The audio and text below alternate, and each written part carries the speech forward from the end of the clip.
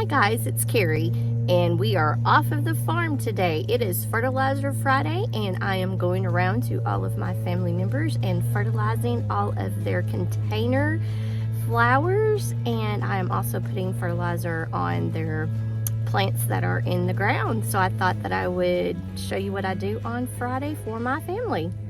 So let's go.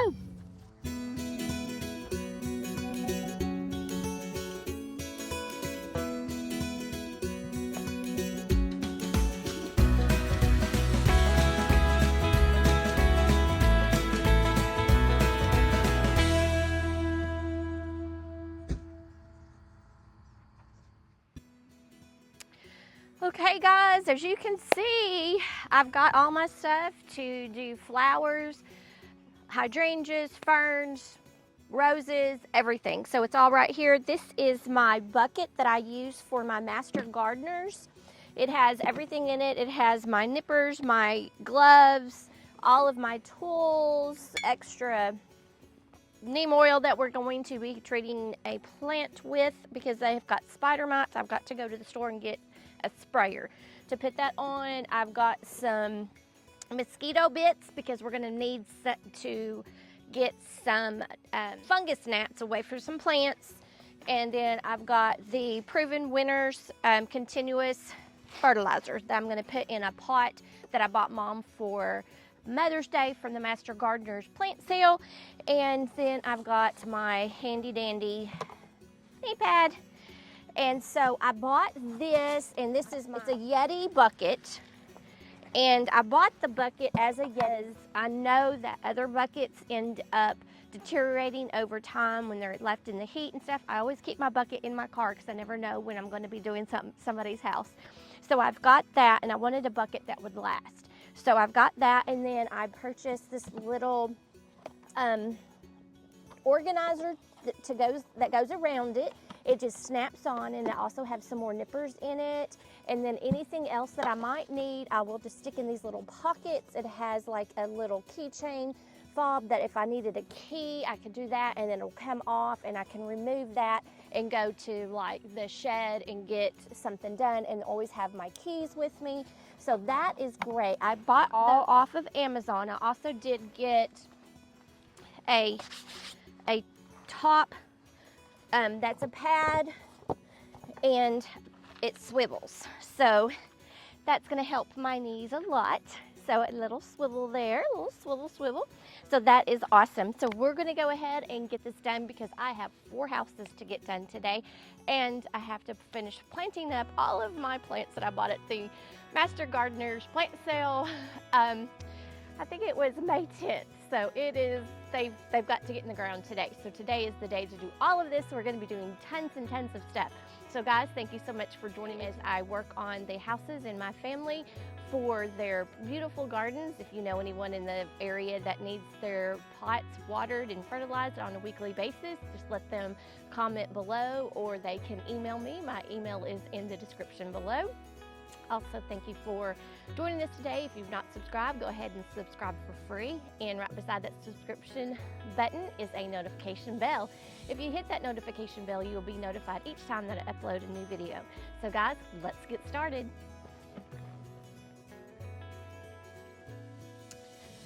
Okay, so this is the pot that I bought at the Master Gardener's plant sale, and I am just going to give it a little bit of, nice spiders, a little bit of continuous release fertilizer. There was none put in that. We just used just regular soil that we had purchased, and I know that with this being in a pot, it is going to need some extra fertilizer along with the weekly fertilizer that I am coming over and giving. And I'm just giving a little bit of a shake, and then I'm going to go ahead and go around the edges with my finger and add those in. Let's see.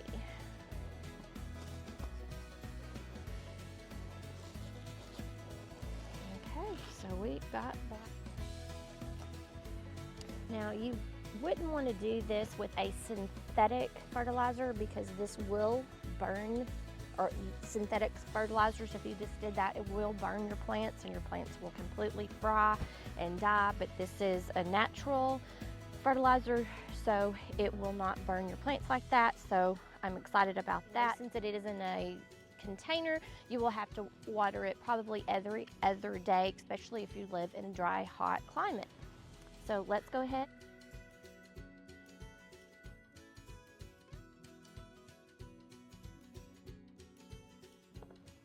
This is still a little damp from the rain that we had about 2 days ago, so I'm not going to water it quite as much as I normally would. I'm just going to give it a little bit of fertilizer just so it can go throughout the week with some good fertilizer. Okay, in this little area here, we have got a ground cover rose. It is called Popcorn, and if you've watched any of my rose videos, I probably need that on. My mother and I both fought over these roses last year when we saw them, and they smell divine, absolutely wonderful. Also, when they come out, they are yellow. They will fade to a kind of a white, and most of them will have pink polka dots on them. Love them, love them. She has, I think, just the one, and then I have two.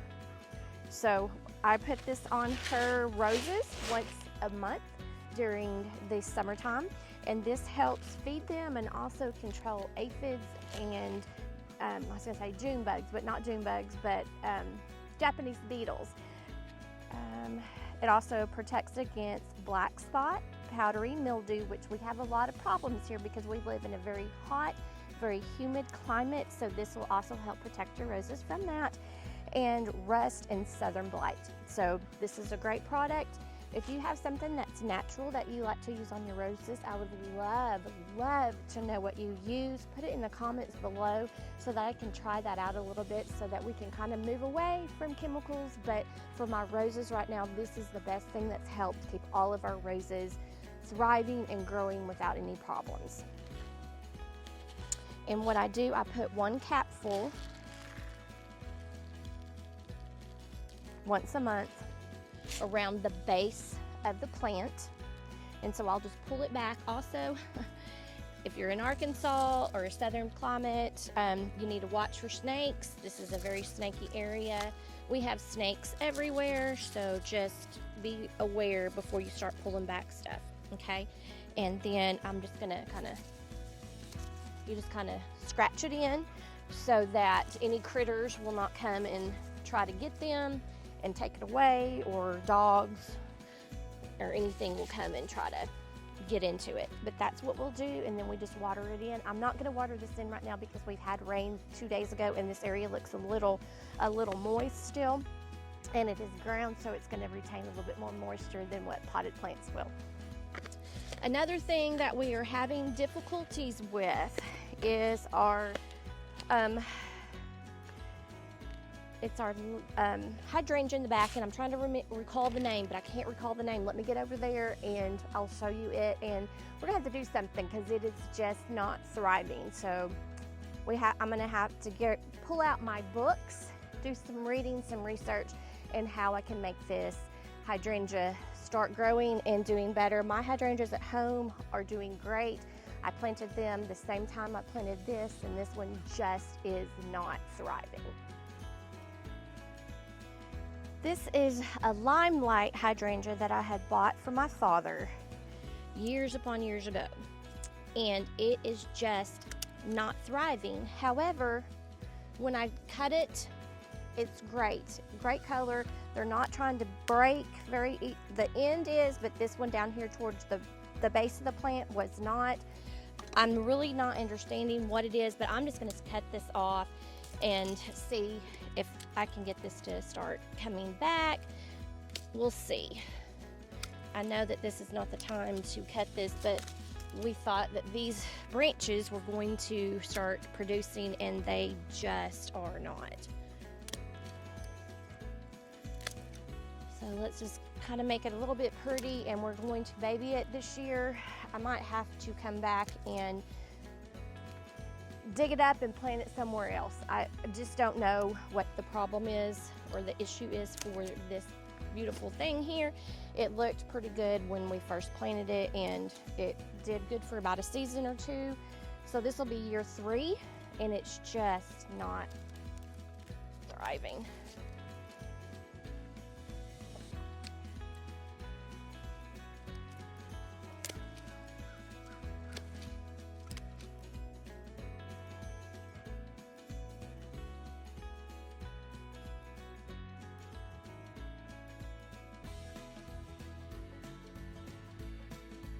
I'm going to put some of the holly tone around to give it some good food and see if we can jumpstart it again.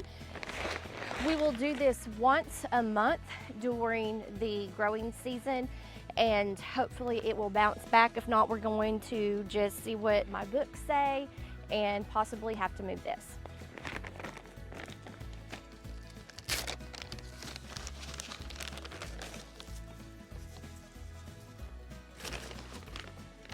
Okay, this is my mom's rose bed.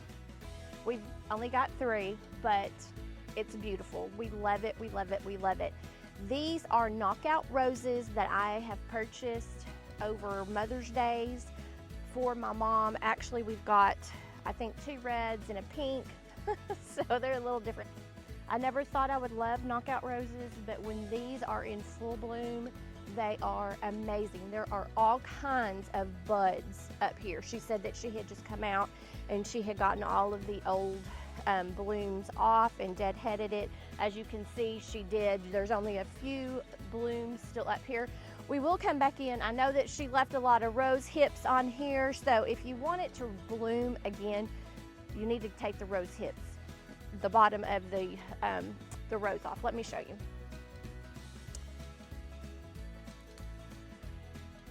So the petals come out on top here, and then this right here makes your rose hip. So you'll need to also cut this part off in order to make it bloom more. We haven't done that on those, but we'll just come back with my nippers and we'll cut some of those off to get it to stimulate to make new roses and new blooms.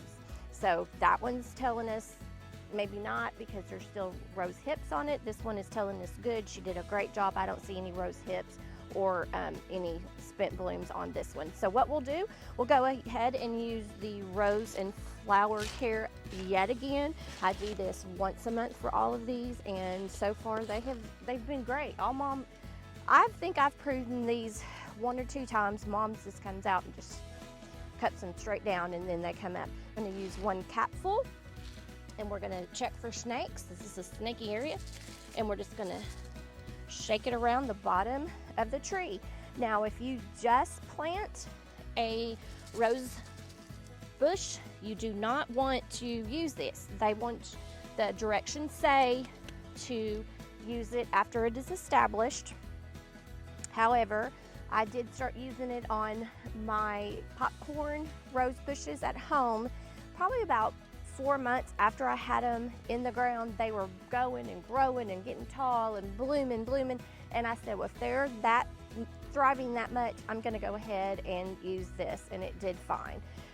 So I'm just gonna use the top of this and kind of scrape it around because I don't wanna get poked with my fingers in here. And that'll also get it down because there's some ground debris under here, and that'll get it closer to the soil.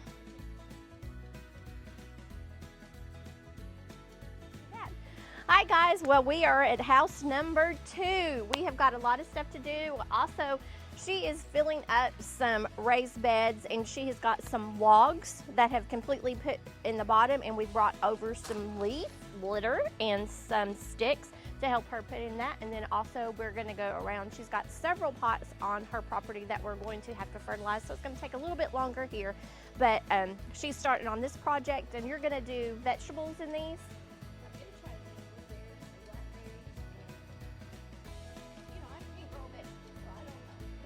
So blueberries and blackberries, which the blackberry you'll have to have a trellis, you know, for it to grow on. Yeah. And then over there probably tomatoes or whatever. Okay, we can get some tomatoes in there. We'll have to make sure that we already get the big plants since it's a little bit late in the season. But yeah, but this is the area that we're working with. We have several pots around the pool that we're gonna go feed and fertilize. So we're just gonna get started. So let's go.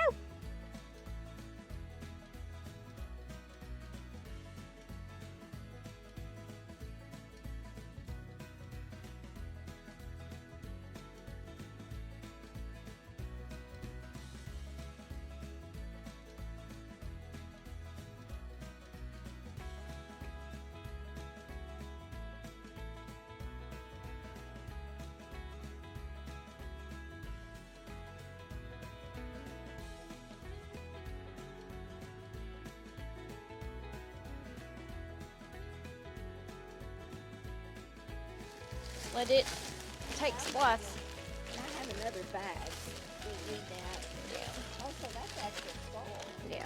Well, you know, it used to be soil. Now they got all of that. That crap in it, Yes. yeah. And that's what most of it is nowadays anyway. Yes. It's just, I want a bag of hot soil. I want a bag of soil, not crap. I know, that's very frustrating.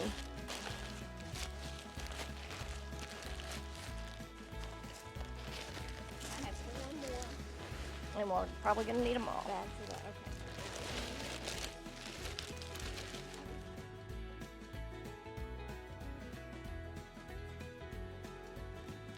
While I was watering this, I noticed that she still has some bindweed back here. That is the bane of her existence. She pulls at this stuff every year, and we pull and we pull and we cut and we cut, and it just doesn't want to give up. Oh yeah, I'm gonna have to go get my clippers. It's not gonna pull out for me. We've already watered some of these, and I think I missed watering some of them, but we're just gonna give them a little bit of water here. Now, when it's the dead of summer, I will end up using more water, probably a half to a whole gallon of fertilizer water per a pot. So we've already done those. We've got several up here. You look like you're really wet, but I'm just gonna, there you go, just a little bit. These two, we need to do holes, drill holes. I've already watered that one. We're gonna get this one real good. It looks like it's pretty dry.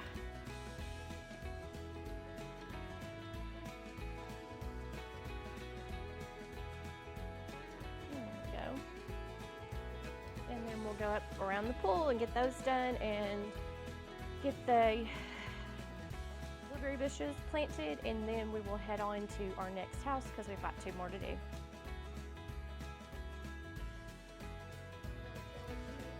Oh, blackberries yes, blackberries need a trellis. Blueberries, not necessarily, just depending on how big they're getting. It won't need a support for a couple of years. Okay guys, so right here we have a hydrangea that we are going to add some holly tone to help perk it up, and I'm going to go through with my pruners and cut off the dead spent blooms. So we'll do this once a month with the holly tone, and I'm going to go ahead and water it in with the liquid fertilizer.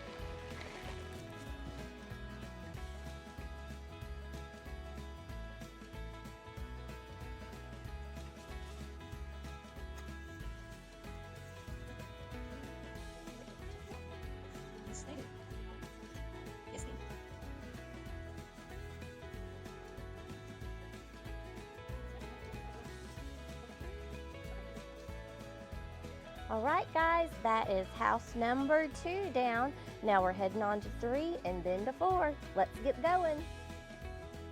Okay, guys, we are at our 3rd home, and this one is going to be really quick because most of her flowers are in flower beds. There's a couple of pots, but there is one issue that I need to address. Her hydrangea standards are covered with spider mites. And so we're going to have to cut off some of the blooms and spray them with some neem oil, and hopefully we can eradicate those spider mites and make her hydrangea standards beautiful again. But right here, we're gonna get started. I'll go ahead and do the spider mites quickly. Actually, I'm gonna water them first, and then we'll do the spider mites last. So I'm just gonna let you see, but she has a beautiful garden. We did a video a couple weeks ago of redoing this whole area for her for Easter, and it's in bloom right now, and it's just absolutely amazing. Let me show you. can see this area and all of her beautiful lilies that are blooming. They are just amazing. They don't last long, but they are just absolutely beautiful. Got some roses that we planted. That one there looks like it's putting on a really good growth. And this one right here, and it's getting some added growth. And these are roses that she's already had, and so we need to do some deadheading of those, but I probably won't do those today because we are running low on time. But we're going to go up here and show you the hydrangea standards. You can see they don't look great, and that's because they have been attacked by spider mites. So let me let you get in here real close and see if you can see them. You can see all of those little white things. Those are the spider mites, and you can kind of see little webbing. That is them. And so she kept saying, I don't understand what's going on. And I came over and looked at them and said, oh, you have an infestation of spider mites. So we are going to clean these up for her, feed and water everything, and hopefully we'll get this front porch looking amazing yet again.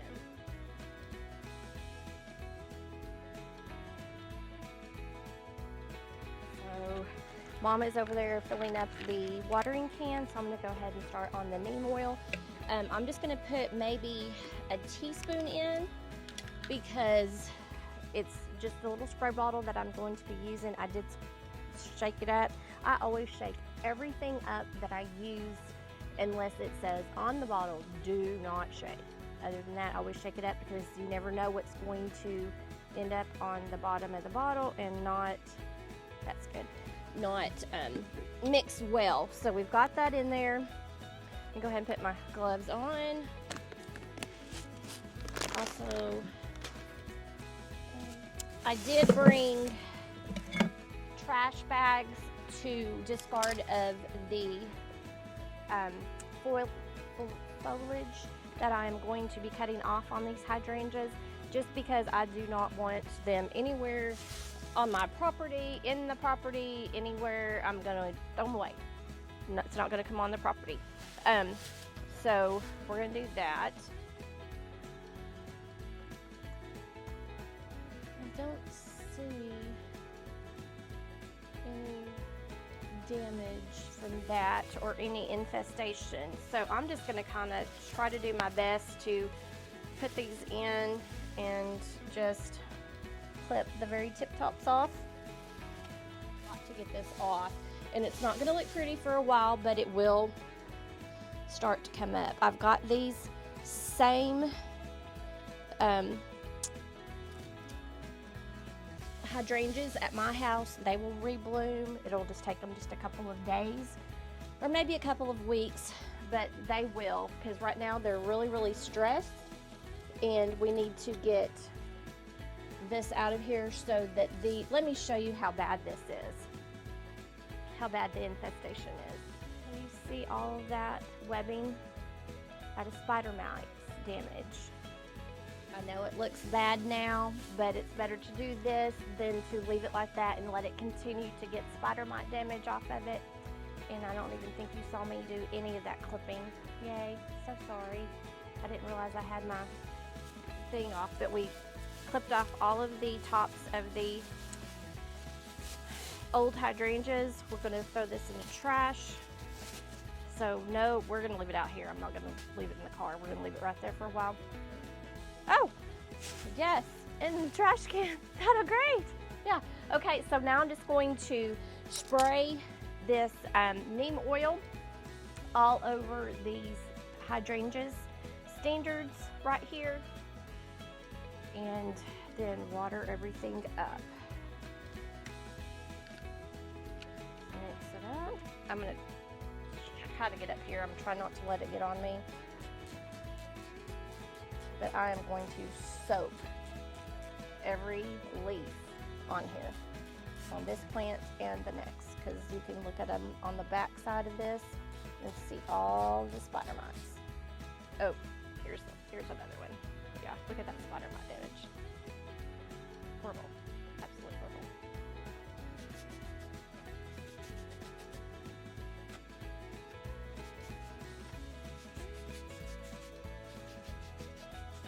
smell of this, because this does have a smell. You don't need to get it on you or breathe it.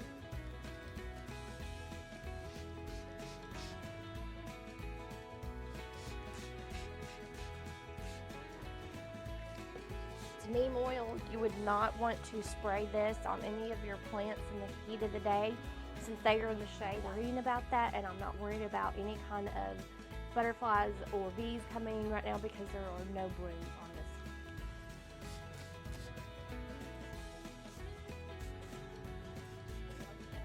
It's okay because it'll, if there's any bugs on it, it'll kill it.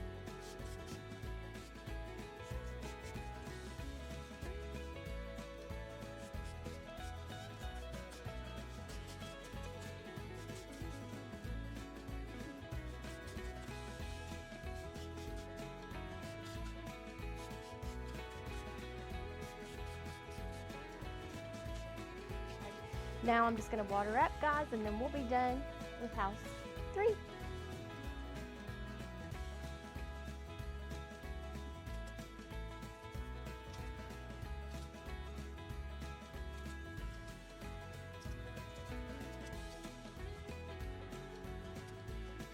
that it? Okay. All right. Okay, guys, that's it for house number 3. We're headed to house number 4.